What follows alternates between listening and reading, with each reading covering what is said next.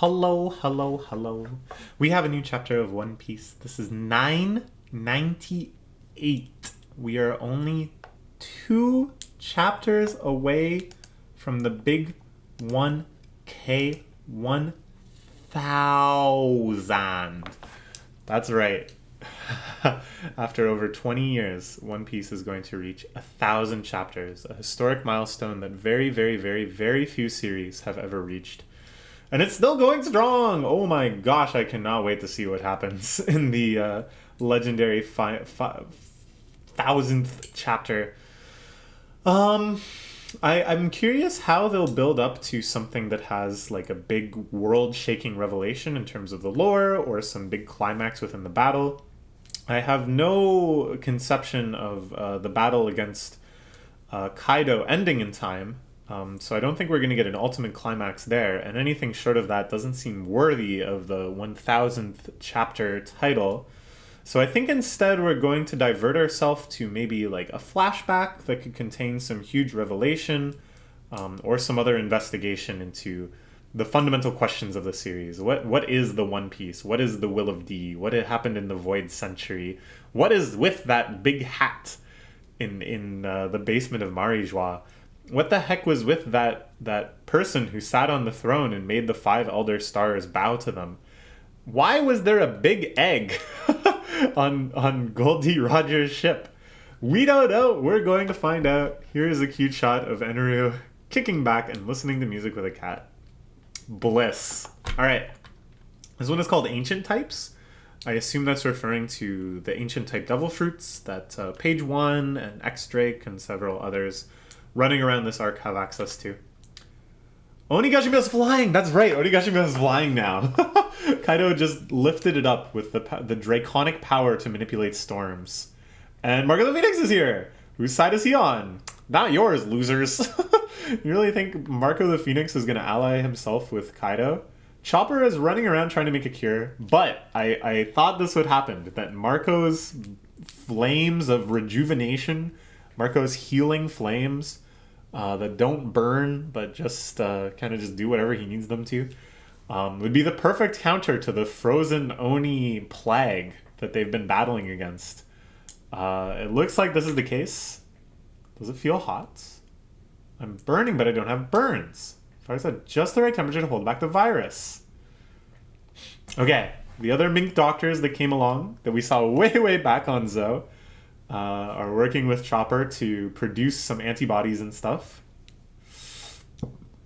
They'll all need it one way or another. So I like this. I like this idea of Chopper treating both friend and foe indiscriminately. Also, this is quite surprising that Brook and Zoro attack Marco because they think he burnt up Chopper. I guess they don't really know what Marco's deal is. But that seems like quite arrogant to me as well. Marco, of course, just effortlessly hops away. But yeah, I like that friend and foe alike are going to be treated here.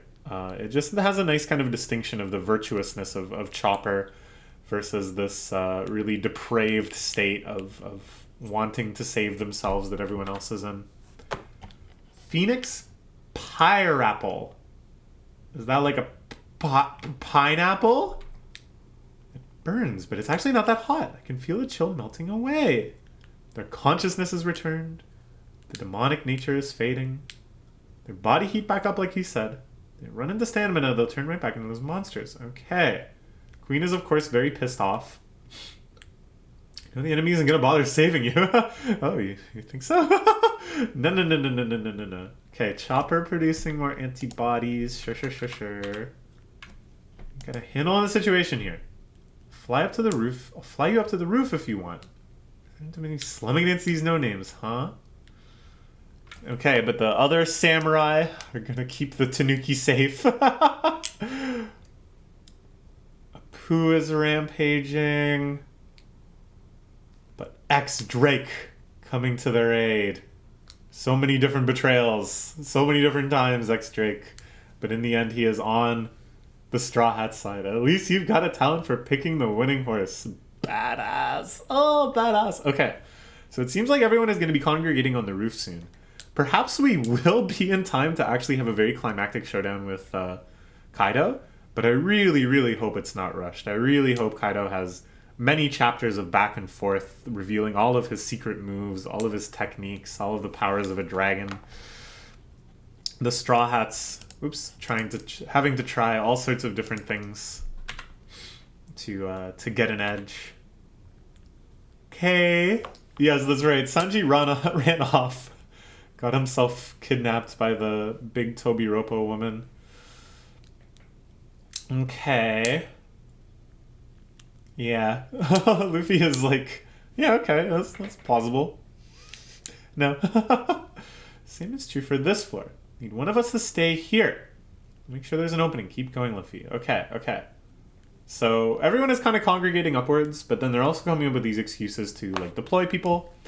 And I keep talking about how I would like to see some more like one-on-one fights, like focused, just looking at two established characters or an established character versus a new character, seeing how they square up, seeing some choreography, seeing some technique, counter-technique stuff. And this seems like a perfect opportunity for it, but I'm starting to become skeptical that we have time. There's just so much going on, and it seems like Oda is committed to keeping up this pace of every plot line develops at once. So I don't know. But he could do it if he wanted to. Everyone is deployed quite nicely for it. The General Frankie is going up against the big numbers and stuff. Oh, no. Now the General Frankie is going up against the Fishman Noburopi's little squad. Ooh, another ancient type. He has a fishman that turned into Triceratops. Okay, cool. I like Triceratopses. I think they're a cool design, I guess is the term I would use.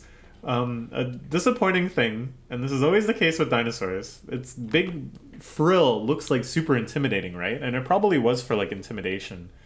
But its primary function was to distribute heat. It's like a liquid cooling system in your computer that if they ran the blood around the outside of the frill, they were able to cool down. That's the theory, at least. It's not like we can go and ask one. So you're a dinosaur.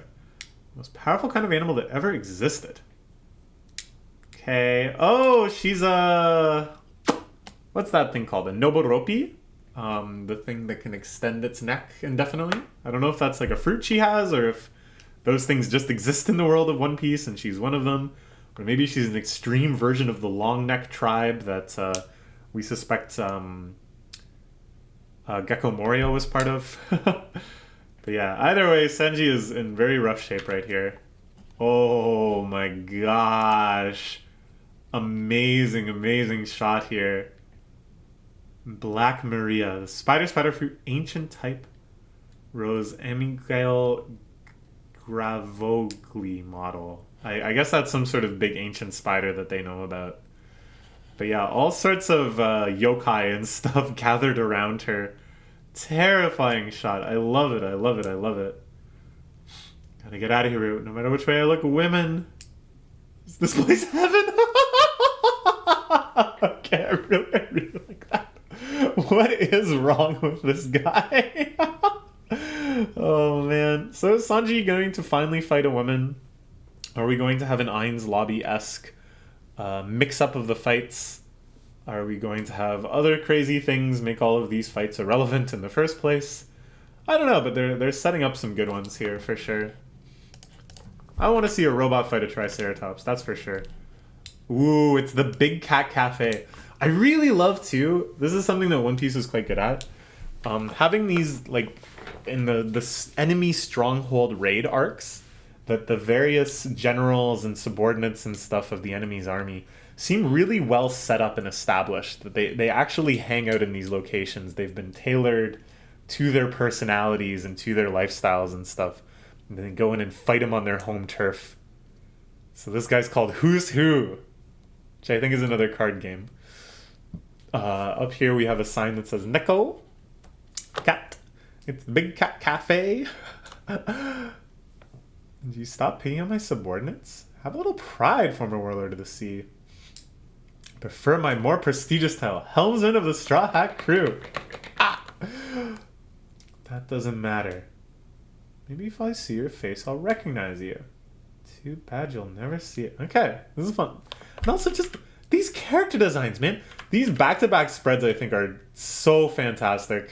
Oh man, the back-to-back spreads.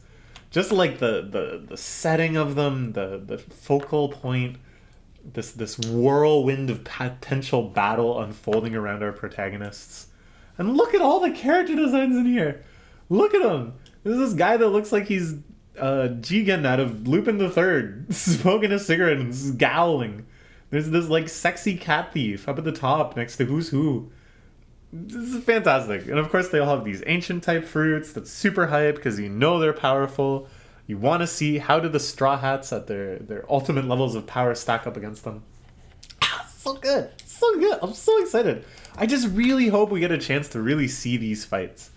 Really take full advantage. Also the fact that the cat is fighting a fish. But I don't know. The pacing has just been so crazy. Page 1 and Alti, the Paracephalosaurus, Pachycephalosaurus, I mean. 2 dinos. Enemies, Noburopi. And these guys are, of course, still chasing down the Usopp Nami team. Okay. So Yamato is still running off with Shinobu and Momotaro. Statue of a dragon. The pastor was placed in the entrance to the island, but my friend destroyed it, so they started a statue here. Yes, a man who came here years ago to kill my father. Ace! Ooh, okay, this is really cool, because this is like a little part of Wano history that at first we thought was just sort of trivia, that Ace went to Wano. And then it had this sort of like emotional impact when we saw Lil Oris Jr. all nostalgic about his straw hat that he got from Wano, his conical hat. And then, of course, whatever Otan, whatever her name is, the dumplings girl who knew Ace and was friends with Ace. Really kind of driving home the emotional aspect of this is a place where Luffy's brother was before. This is a place where he built a reputation. But then now we're going to see the real plot significance. Ace came here to kill Kaido. How did that go? I hope we get a little bit of a flashback. The pages are turning black in the corner, so I think we will. Could this be the flashback that leads us into whatever bombshell chapter 1000 is holding? I don't know. I can't imagine it being substantial enough. But maybe now I'm placing too much importance on the chapter 1000. It's just that if you look at chapter 100, it was so pivotal. It was so huge. It set in motion things that we still haven't seen the full ramification of. The first appearance of Dragon, setting out from Logetown into the Grand Blue. To match up with to something of that power... I don't know. There's not many things left that they could do. But I guess we'll see. It's not like I'll be super disappointed if it isn't like one of the most amazing, mind-blowing, memorable chapters of all time. But it'll be what it'll be. Okay, that's all for now. Bye-bye.